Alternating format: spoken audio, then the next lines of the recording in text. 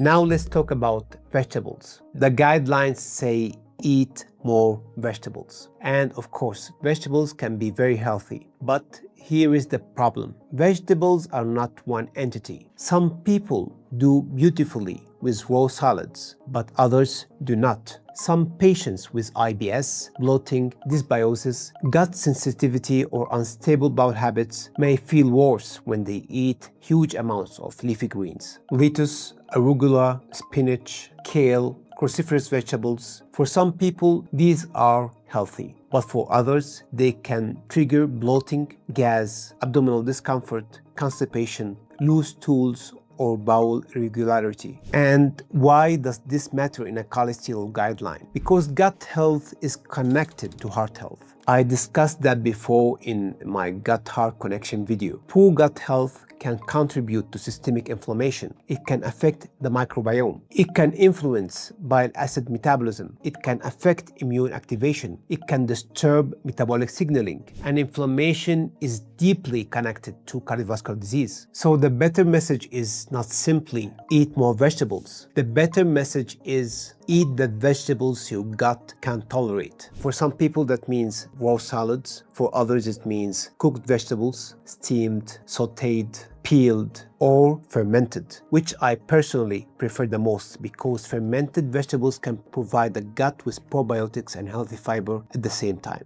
Nutrition should not be ideological. Nutrition should be personalized. Now there is another important point. When I read this dietary section, it almost sounds like the guideline is gently endorsing a vegetarian or mostly plant-based diet as the ideal cardiovascular diet. And yes, I understand why. Plant-based diets can lower LDL, and in some studies, they are associated with improved cardiovascular outcomes. But here is the missing question. Where is the protein? And I do not mean only grams of protein on paper. I mean high quality protein, animal source proteins, especially fish, organic grass-fed dairy products, and carefully selected meat are rich in essential amino acids. These essential amino acids are not optional. They are needed for muscle repair, immune function, hormone production, enzyme production, antibody formation, tissue healing, and maintaining lean muscle mass. And this of course matters for cardiovascular health because muscle is not only for appearance. Muscle is a metabolic organ. Muscle improves glucose disposal.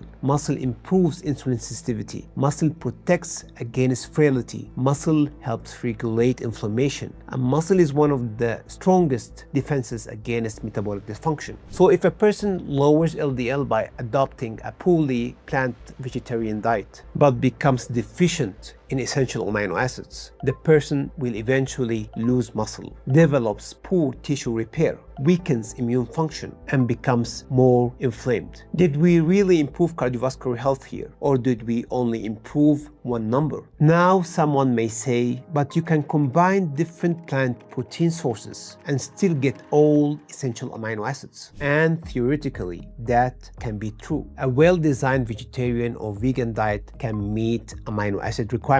But in the real world, many people do not design their diets like a nutrition textbook. Many people who remove animal proteins do not replace it properly. Instead, they often increase bread, pasta, grains, seed oils, snacks, processed vegan foods, and omega-6 rich products. So the diet becomes lower in animal protein but higher in refined carbohydrates, higher in linoleic acid, lower in EPA and DHA, lower in vitamin B12, lower in iron, zinc, selenium, and vitamin D, and sometimes lower in high-quality protein. And this is where inflammation can appear. I have seen this in real life. Many vegan patients I have encountered in my clinic had signs of systemic inflammation with elevated hsCRP, and I want to share this carefully and respectfully. One amazing follower of mine is a lacto-vegetarian, meaning she avoids animal flesh but consumes dairy. She shared that her CRP is elevated, and her son, following a similar dietary pattern, is suffering from Crohn's disease. Now, of course, I'm not saying that diet alone caused Crohn's disease. Crohn's Crohn's disease is complex. Immunity, microbiome, gut barrier function, infections, stress, and many factors can contribute. But as a cardiologist looking at inflammation, I cannot ignore the question: could an imbalanced diet, low in essential amino acids, or EPA, DHA, omega-3s, and higher in omega-6 heavy foods contribute to a more inflammatory internal environment in susceptible people be endorsed as a healthy diet? This is why I believe that guidelines should not sound the animal protein is the enemy, because high-quality animal protein can be part of a cardioprotective diet. Fish provides complete protein and EPA, DHA, omega-3s. Fermented dairy provides protein, calcium, bioactive peptides, and beneficial fats. And even meat, when carefully selected and consumed in the right metabolic context, is not the same as ultra-processed foods. So why not say it more clearly? Prioritize whole food protein, include fish, include fermented dairy if tolerated, use legumes if tolerated and properly prepared,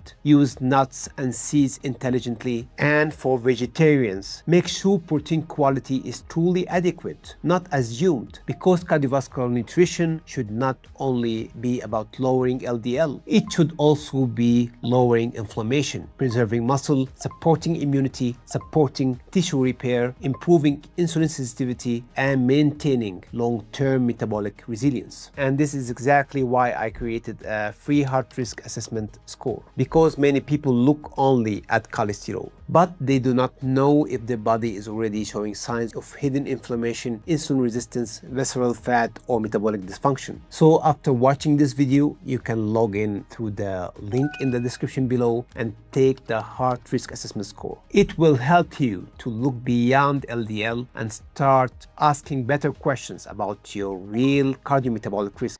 Thank you for watching. Before you go, please consider subscribing, as 75% of our total watch time hours comes from non-subscribers. Your support helps us reach more people and helps us creating more content just like this.